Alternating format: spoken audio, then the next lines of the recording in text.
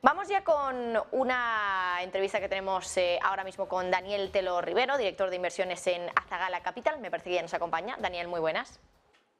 Hola, buenas. ¿Cómo Bueno, estáis? quería hablarte un poquito más en términos generales de los mercados y de las oportunidades de inversión que estás viendo ahora en estos momentos. Y aprovechando un poco lo que comentaba sobre China, quería preguntarte, ¿estás viendo que ahora allí estemos viendo una oportunidad en China, teniendo en cuenta que parece que el partido de Xi Jinping estaría empezando a relajar un poco las restricciones contra el COVID?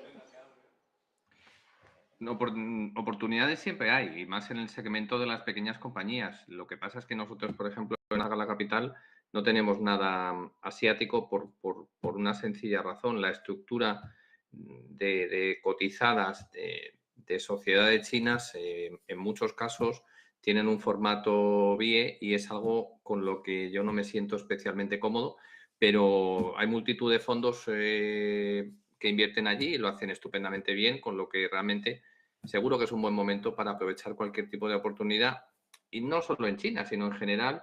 Te estaba yendo ahora y es la inmediatez de todo lo que está pasando con el Banco de Inglaterra, lo que está pasando con la reapertura de la política económica china. Se llegará a un COVID cero en algún momento, es decir, porque al final las cosas necesitan su tiempo y hoy en día el mercado está dominado por los bancos centrales, la inmediatez de los datos de inflación y, en general, políticas monetarias más recesivas, pero que al final tenían que llegar y tardarán un tiempo también en desaparecer, pero también desaparecerán. Por eso es tan importante tener un objetivo de inversión claro a largo plazo, donde todo este ruido macro y este ruido inmediato no se ve afectado en tus inversiones.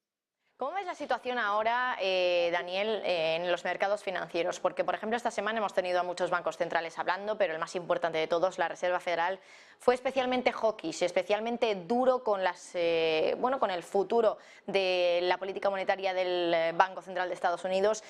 Y dio a entender un poco que todavía ese pivote que están buscando los mercados financieros, ese giro en la política monetaria desde un enfoque un poquito más de endurecimiento a un enfoque un poco más de relajación, ¿no? Parece que todavía está lejos. ¿Cómo consideras que puede afectar esto en los mercados y en tu visión particularmente de estos mercados? Nosotros no hacemos visión macro, es decir, pero sí nos gusta. Al final, en mi caso, pues fueron muchísimos años en una sala de tesorería, concretamente 18 años en CKBank, y ahí sí tenía esa necesidad de anticiparme a los momentos macro. Y te diré que mi lectura es totalmente diferente a la que ha hecho el mercado. Es decir, para mí es mucho más importante las cosas que quedan escritas que las cosas que se dicen. Y hubo un cambio muy importante en la redacción del comunicado después de la subida de tipos, ¿vale? Entonces, por primera vez se empieza a tener en cuenta la cantidad de subidas acumuladas y se empieza a introducir un nuevo escenario que claramente, como buen banquero central, a Jay Powell no le interesa que él no sea predecible. Él intenta que sea predecible y eso es bueno. Por eso luego bajó los ánimos en la comparecencia contestando a esas preguntas con ese tono hawkish. Pero mi lectura es diferente a la del mercado. Es decir, no sé si estaremos en un punto de inflexión, no sé si hemos tocado techo, pero ya no va a haber esa agresividad de subidas, salvo que haya pues un derrumbe en las expectativas, un alza salvaje en las expectativas de inflación, que no creo que se dé, porque en muchos casos vienen con un lag de no sé cuántos meses, y la gente tiene que entender que desde que se hace la primera decisión de política monetaria pasan entre 6 y 9 meses en tener impacto en la economía, con lo que hay que tener paciencia, pero nuestra lectura es totalmente diferente a a la del mercado. Daniel, por otra parte queda muy poquito ya de año, queda apenas un poquito más de un mes y quería preguntarte cuál es la visión que tenéis de cara a final de año.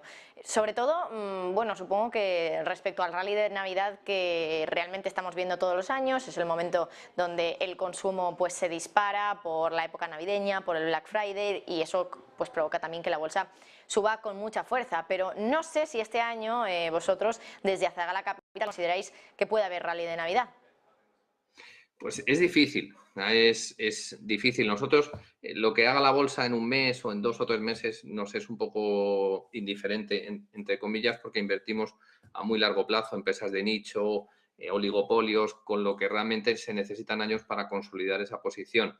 El rally de final de año pues dependerá mucho de los dos datos de inflación que habrá en Estados Unidos, el de este mes, el del mes pasado que se publica este mes, el día 10, que es lo que realmente tiene el foco el mercado. ¿Vale? Pero indicadores adelantados como la actividad de transporte por carretera no apuntan a nada bueno, porque realmente para atender la demanda más alta del año, como bien dices, que es en estos últimos meses, toda la logística de transporte por carretera se empieza a programar hace 2 semanas, un mes, y los indicadores adelantados de actividad, las rejections en las contrataciones de portes están en mínimos, con lo que realmente todo lo que tenga que ver con consumo a corto plazo no pinta bien, pero insisto, es decir, yo creo que al final se consume,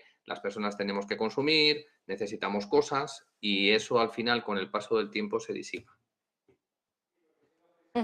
Bueno, pues Daniel Telo Rivero, director de inversiones de Azagala Capital, muchísimas gracias por traernos esa visión tan interesante sobre el mercado y sobre el rally de Navidad y por darnos esas oportunidades